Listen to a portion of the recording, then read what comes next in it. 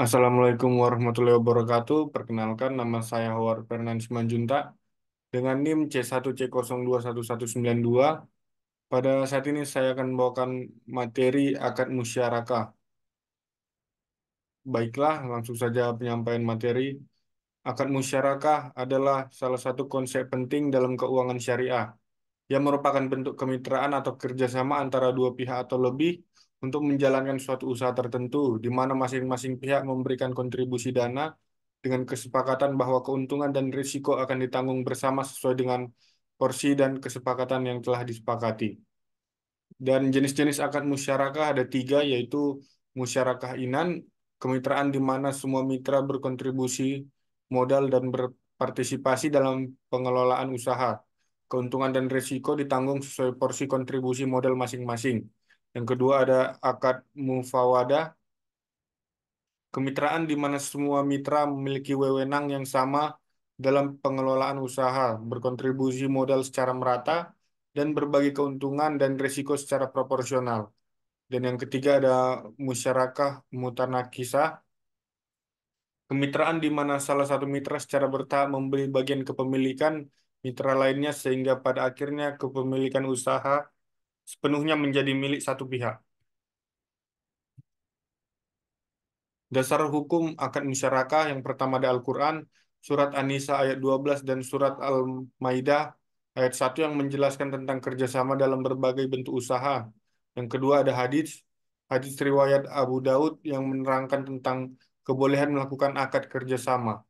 Yang ketiga ada fatwa DSN MUI. Fatwa DSN MUI nomor 8 tahun 2000 tentang pembiayaan musyarakah yang mengatur ketentuan dan implementasi akad musyarakah. Penetapan nisbah, nisbah bagi hasil. Yang pertama, kesepakatan nisbah.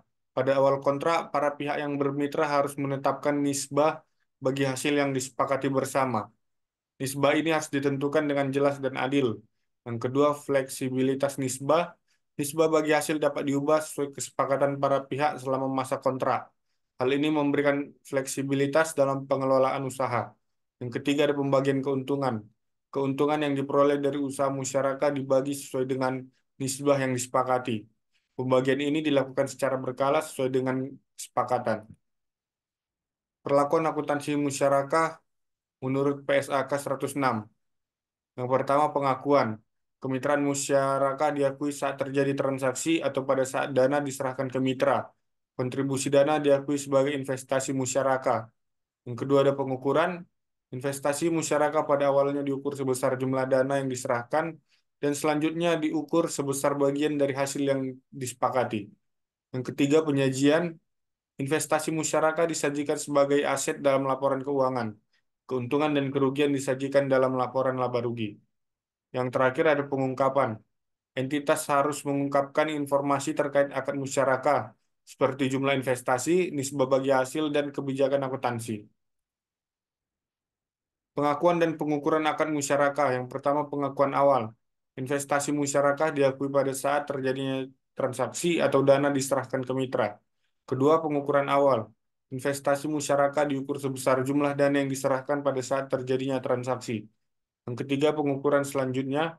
Investasi musyarakah selanjutnya diukur sebagai besar bagian bagi hasil yang disepakati. Penyajian laporan keuangan musyarakah. Yang pertama ada investasi akun investasi musyarakah disajikan sebagai aset dalam laporan posisi keuangan. Bagi hasil musyarakah disajikan dalam laporan laba rugi sebagai pendapatan ataupun beban. Yang ketiga, kerugian musyarakah disajikan dalam laporan laba rugi sebagai beban. Pengungkapan akad musyarakah. Yang pertama, informasi akad. Entitas harus mengungkapkan informasi terkait akad musyarakah yang dilakukan seperti tujuan, jangka waktu, dan nisbah bagi hasil. Yang kedua, investasi musyarakah. Entitas harus mengungkapkan jumlah investasi musyarakah baik pada awal maupun akhir periode pelaporan. Tiga, pembagian keuntungan. Entitas harus mengungkapkan jumlah keuntungan yang dibagikan kepada mitra selama periode pelaporan. Keempat, pembagian kerugian. Entitas harus mengungkapkan jumlah kerugian yang ditanggung oleh mitra selama periode pelaporan. Balas sekian materi yang dapat saya sampaikan. Terima kasih.